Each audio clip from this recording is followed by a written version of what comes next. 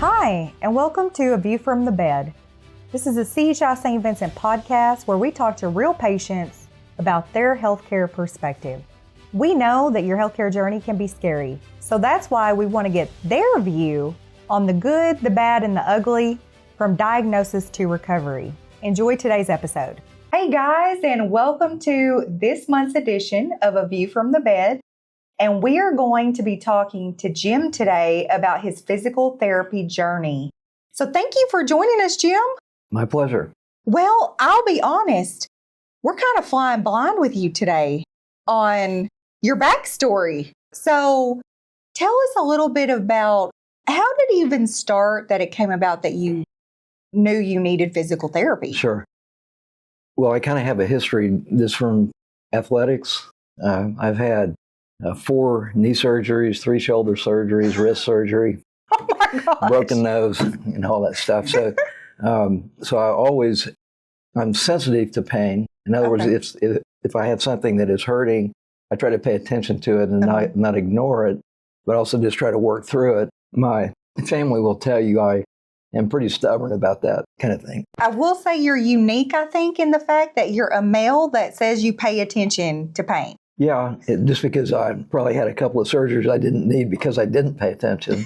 You learned. But in this case, it's been a couple of years ago, but I'm an avid golfer. Okay. I was qualifying for the club championship, and I got to the 6th hole, and I felt kind of a bad thing in my ankle. It was bad enough that I withdrew from the tournament, but because I was a couple of bucks ahead, I went ahead and finished the 18 holes. Okay. And after I finished, I was literally walking from my cart into the men's grill, and my ankle popped. That's not good. And I could not walk. And so 2 of my friends helped me to a cart to take me up to my truck. And I was able to drive, but it was very painful. Oh, man. And so went to the physician, who's a friend of mine, did an MRI. And I have a badly torn tendon in my right ankle. Oh, my gosh. And so he said, it's a 99% chance you're going to have surgery. But here's a physical therapist that we think does a great job. So that's when I first met Aaron Leach. Okay. And Dee Dee. Yeah. And later Paige. What a great team you have there. They're great. So at any rate, part of the process is they do an evaluation on the front end to determine whether you need surgery or not. Okay. Aaron did this series of tests, and at the end of the test, he said, well, here's where we are. On a scale from 1 to 10, 10 is perfect, you don't have any problems. 1, you have to have surgery. And I said, well, so where am I? And I kind of knew what he was going to say. He said, you're a 1.5. Oh.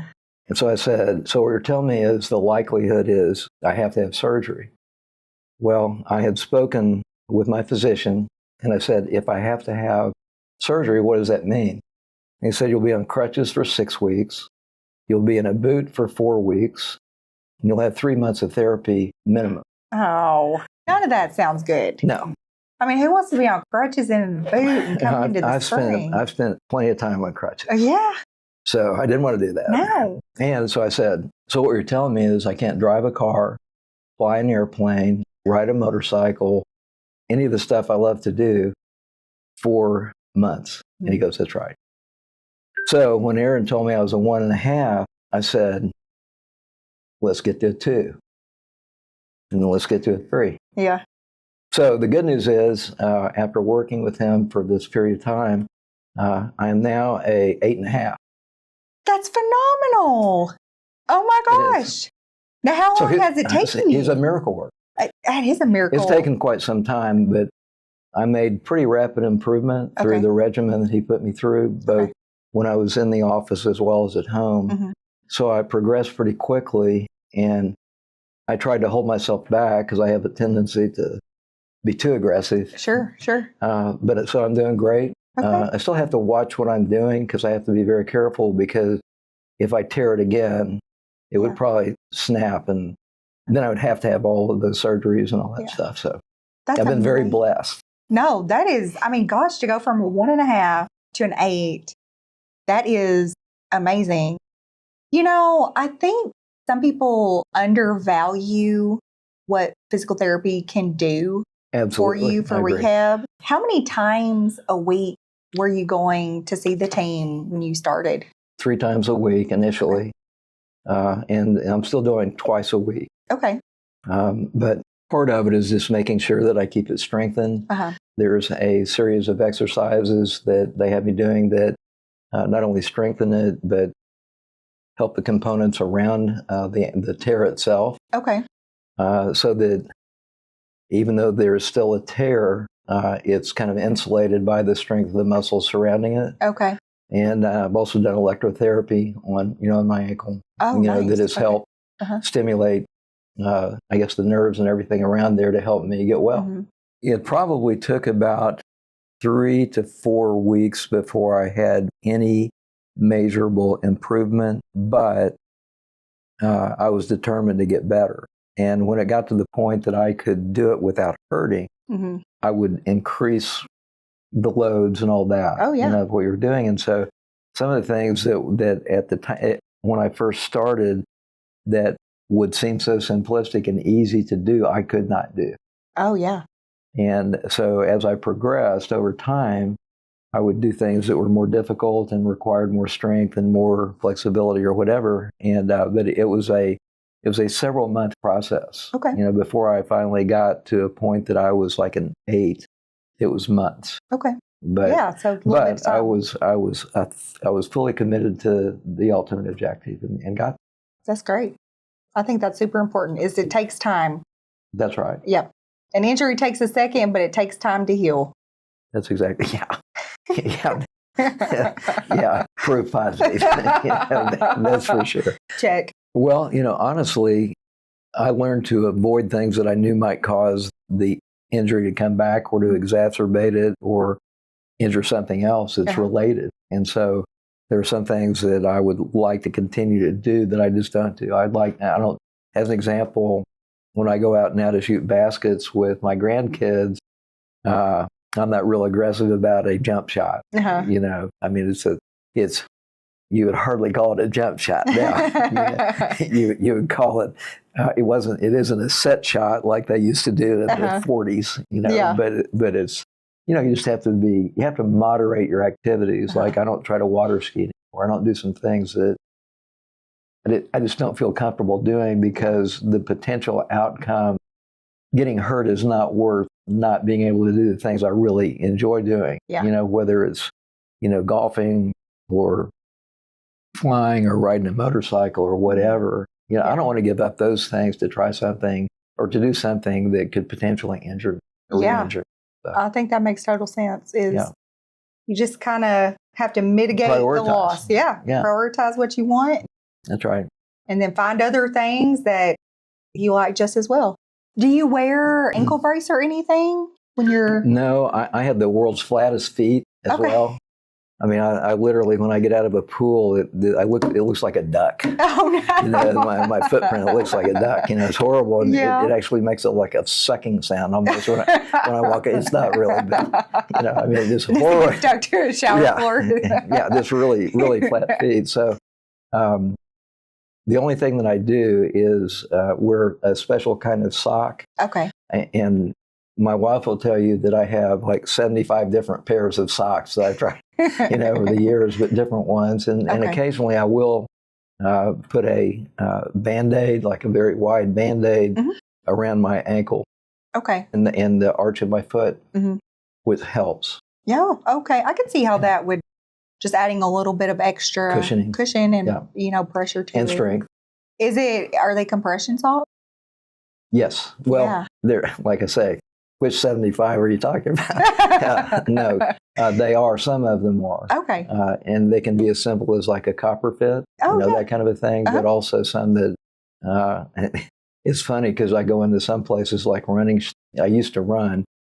I was never any good. I never competed. My last week that I ran 38 and a half miles, which is pretty good. Pretty good. Like you could have went to Conway. Well, I didn't do it all at once. Oh, okay. And that was for the whole week. Oh, gotcha. Okay. But when I got finished that last day, I was near my goal, and I was so pumped up, I thought, I'm just going to run another mile. So I did it, and then the next day, it was like, when I started to run, it was like an ice pick in my feet. So, so I had to. He showed, or in my knees, excuse me, and he showed me the X-rays, and he said, "You have no cartilage. You're going to have to go ahead and you can ride bikes, you can do all that, but you can't ride anymore." So yeah. So did you switch at that point to like bicycle riding? Yes, yeah. Okay. Which led to one of those shoulder surgeries where, no. again, I'm too competitive. I don't just compete against other people; I compete against myself. Yourself. And so I was riding on my bike out on this particular course in Chenal, and as I rounded this corner, a little weed had grown up. Oh, no. And I'd probably been there, 100 times, and I never saw anybody. I was always by myself, and I thought, I can go through that. Well, I couldn't, and I flipped, it knocked me out. Oh no! And I tore off my bicep. Oh my gosh! And I tore off all these muscles off off the back of it. It looked like a cue ball. Oh, broke 5 ribs. What in the world? I was going kind of fast. Fortunately, I did have my helmet on. Well, that was good. That time, which my wife, always scolds me when I don't have a helmet. Well, yeah, I can understand why. But so at any rate, it was kind of interesting because I woke up and I was like having a hard time breathing. Well, I had broken a rib playing football, so I knew kind of what it felt like. Yeah, so I was like forcing myself to breathe, taking shallow breaths and then a little deeper and all that. And then I was like, well, now you got to get up. I was on my back. Oh, no. Blood was coming down my forehead. So I went like that to get up. Oh, no. Well, this arm didn't work. Didn't work. I wasn't anything connected. As I was doing this, I hear this huffing and puffing, and this amazing gastroenterologist from Pakistan came running up, and he goes, "Oh my God, what can I do to help you?" And I went, just help me get up first. And so he helped me get up, and he said, "Now what do you want me to do?" And I said, "Help me get on the bike." He goes, "Oh no, very bad idea, very bad idea." So, at any rate, he tried to help me on the bike, but the derailleur was screwed up and all that. So I called my sweet wife, and I said, "I've had a little incident. Bring the truck instead of your car. Bring my truck. Gonna have to put the bike in the back." Yeah. So I had to walk about a quarter of a mile with this really wonderful doctor, right? But there was kind of a slope going up to the truck, and my wife said that I looked like Igor as I came up there, with your arm dragging. Yeah, just like that. At any rate, so that was just one of the many incidents I Oh my gosh! had So because you definitely are not a stranger.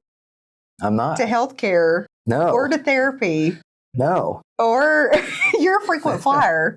I am. Like if there was a Literally. frequent flyer car, you would be punched all the way through. Well, both as a pilot and as a frequent flyer of it. But I will tell you this, and this is the honest truth, and that's why I was delighted to do this today. Not to talk about all my other injuries, but I've been blessed to have very good people that have helped me with rehabilitation on various surgeries and all of that. But Aaron Leach and Dee Dee are different in this respect. It isn't just a job, and they take their clients seriously, and they try to know a little bit about them, but mainly they get engaged in such a way that you can tell they really give a damn about what they're doing. Yeah. It isn't just a job, it's their career, but it's their profession, and it's something that they are very serious about being the best at. And so I'm glad that I'm able to talk about it. No, we're excited about that too, because to your point, I think sometimes, when we get injured, we do kind of get fixated on the crutches or the boot or those types of pieces, but we forget that even if you have to have a surgery and go on crutches or wear a boot, you need to re-strengthen those muscles. Absolutely. And if you don't, you can re-injure yourself so easily without the proper therapy to get back there, whether it's, therapy for your back. And before we came on today, I was telling Danny, who's behind the camera that our viewers don't see, that Aaron was the one who did my back surgery therapy. Oh, really? And right before I had to have back surgery, and made such a difference getting me ready for my back surgery. Right. And so, whether it's your ankle or your back or an arm or shoulder after shoulder surgery, that therapy is so important. It is. And he is so knowledgeable. And of course, Dee he's amazing. I think he has 45 people now that report directly to him with his new physician. But Aaron really understands every component of your structure and how it all works together and all that. And so he's just excellent at what he does. And so we have actually become good friends. We played in a couple of golf tournaments together. Oh, fun! And so it's really been quite an experience. That is. And he has cautioned me about not getting ahead of myself and trying too quickly. I kind of have a history of that. Yeah. Going back to high school when I got hurt in my knee after breaking a collarbone and all this other stuff. Oh my gosh. Excuse me, I'm going to be able to get well quickly if I discipline myself every day and work really hard at it every day and all that. Yeah. So I can get ready for basketball season. Oh, yep. Because it was the second game in football. And so I worked really hard.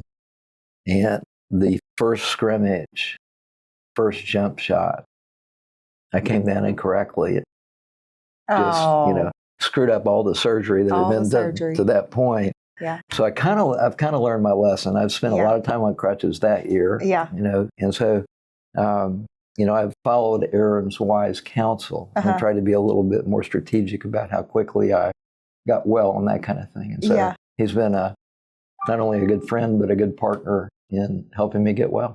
I think that's amazing. And I think you bring up a really good point too, Jim, because when I think of, like my mom and when I see her recover from things and when I look at her friends or other family or like my best friend's family that are all about the same age, I do feel like there is a generational work through it thought process that, it's like, today, it's like, oh, I'm feeling good. So it's like, I'm going to go full force because the more I can do, it'll help jumpstart me, you know?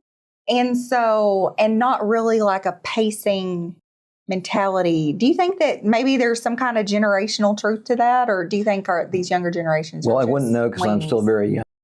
You are so young. I thought you were younger than me. Well. You probably are. I am. I have underwear older than you, I think. But at any rate, I think that's true to a certain extent. I think, people that are of my generation, I'll say, that oftentimes growing up, a lot of people that I knew, they didn't have the resources to have things that we have access to these days. And so you kind of had to do it on your own. And even if you had a good physician or whatever, it was kind of all on you. And now there are so many resources that are available that people have access to. They need to take advantage of them and then be disciplined about taking what they have learned and trying to get better, or at least staying as good as when they stop their therapy, not to overdo it, but to also not be a wuss. Yeah. You kind of have to have your own pace, but you have to be serious about getting well. Yeah, because there is that balance to your point of you have to work through it. Like rehabilitation and physical therapy is not easy process. It's hard work. It's just the right work to get you there. Right, that's right. Talk a little bit about the importance of, you mentioned it briefly, but how Aaron and the team really listened to your concerns, but more importantly, listened to where it was important to you to get back to a certain activity lifestyle. Right. Well, Aaron is an athlete also, and I consider myself to be an athlete, although didn't get to pursue my dreams in college because I got hurt so badly in high school.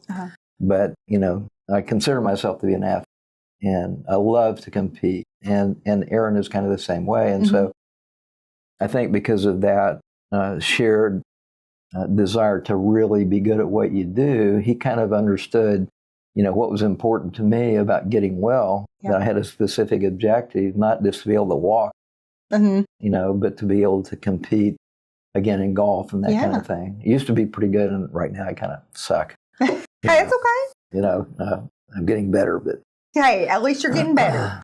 Well, I'm kind of impatient with myself. I wouldn't have guessed that from the bicycle injury at all. When I think about this, I kind of have a history of this stuff. Though. A little bit. Yeah, There's a little track record. There's a little, yeah. There's a little track record. What's wrong with this picture? We'll have to ask our watcher, our viewers to vote on this. Do we feel like he has a little bit of a track record? I think it might be unanimous. Do I get to vote on this? No. Of course you're going to be biased. Yeah, probably. Outside of golf, what is one thing that you've been really excited about with your ankle recovery that maybe you didn't think you would be? Well, part of it's just flying. I've been flying now for like 45 years. I love it. Oh, wow. Okay. And it's not only a tool for my business, but also just for pleasure, where I can get to Destin in, like, my record's an hour and 49 minutes. Oh, wow. Instead of a 10 or 11 hour drive. And yeah, big difference. Being able to, work the rudders correctly. If my ankle was screwed up still, I couldn't do that. Oh, okay. And so, I did it anyhow. It was just a little painful. Yeah, probably not safe. But I didn't overstress it. It was just, a little painful. But I can do it pain-free now. That's awesome. And all that kind of stuff. So, that and golf, and I used to really enjoy swimming. I still do. Mm-hmm. But so I'm pretty much now, as long as I'm careful, especially if I'm on a terrain that's uneven and stuff like that, I've got to really watch it so I don't re-injure it. Yeah. But other than that, I'm, physically pretty normal. Maybe not psychologically, but physically. Like injury PTSD. Yeah, that's right. In pretty good shape. So. When you have activities and goals, an injury is not an end. And I think sometimes, at the first part of an injury, we can get stuck there mentally, that like, oh, I'm not going to be able to do this thing again, or, oh, right. My days of this are over. And sometimes that just looks different. Like, even if you can't do it 100% the same way or compete at the same level, right. You can still probably kind of get in where you fit in that sport or in that. I think that's right. Yeah. And I think that, unfortunately, some people use an injury like I had as an excuse to not be in good shape or to not still want to compete, or whatever. Yeah. And that's not how I'm wired. Yeah. But just being able to go out there and know that as long as I'm careful with my ankle, that I don't, let me put it this way, I'm not into rock climbing anymore. It's probably a good idea. Right. Yeah, so I got to be a little bit more cautious, sure. But I don't use it as an excuse. And I think if you start allowing yourself to go the route of woe is me, sure, it deteriorates you in so many other ways, not just physically, but intellectually, mentally, all those things. And so you just kind of got to be a fighter. You do. What's that old saying? It was like, pity enjoys good company. Yeah. Yeah. I think that's a good. I wouldn't know because I've never. Never have. But yeah, I remember my grandmother, she would say that. She would say, pity likes good company. And I think that's very true, is, mindset. Right. And, you hear physicians all the time talk about mindset when outcomes are involved, make all the difference. Right. But again, just it encourages you through PT. It encourages you through a surgery. It really says I have a goal instead of, my life is over. And I think that's super important. Well, and going back to Aaron and Dee Dee and the whole crew over there, there's a difference between compelling somebody to do something and inspiring them to do something. Yes. And so both of them were very encouraging. And again, it kind of goes back to what I said initially about, you can tell a difference between people who really give a damn about their patients and their well-being in every way, not just the physical injury that they're facing, but the mental aspects of it, how that can impact them negatively. 100%. And so they're fantastic. That's amazing. One question I just thought of, because, we're... Another one? I know. I mean, that is kind of my job. I get it. It's sandal season. Has your ankle injury like changed any footwear that you can wear now? Or Well, my flat feet also. well, that's true. Don't forget, but yes, I have to be a little bit more cognizant of the kind of shoes that I wear, that kind of thing. I'm constantly in a constant search, kind of like with the socks, to get the right shoes that really help provide the right kind of support. Okay. But that still, when I'm walking my big old Basset Rescue that weighs about 60 pounds, we're going on a walk, you want to make sure that you're stable as he's strong as a bull is trying to pull you, that kind of stuff, being a little bit sillier, but, that you don't wear yourself out inappropriately. Oh, yeah. So I think that's super important. Any shoe brand that you have found that have worked for you? It's interesting. I've tried everything from New Balance to Hoka to Skechers to Nikes and, all these different, brands and different subsets within those brands and everything else. So I'm kind of right now, Skechers seems to fits me best. Oh, yeah. I've got big feet. I have like a size 12 feet. Okay, yeah. And getting the right configuration of the shoe internally to where it doesn't have too much of an arch and all that stuff. When I go in, I feel a little funny because I'll try a lot of different shoes on. It kind of looks like I'm a crazy person with these boxes, stacked around me. Up. It's like, after all of that, you're only going to buy one pair? It's like, You're like, yes. That's correct. Okay, so thank you guys for watching A View from the Bed today. And hopefully we all learned something from Jim's story about, if it doesn't feel right, it probably isn't right. And talk to your doctor. If physical therapy is a good route, get the assessment, make the right decision for you, and then see where it takes you. It's a great alternative to surgery a lot of times. And sometimes it's a step you have to do before insurance will authorize a surgery. Finding the right place, as you heard Jim mention, is really, really important. And Aaron and his team have a great team over at Little Rock Diagnostic Clinic with their physical therapy options. So go check them out on our website.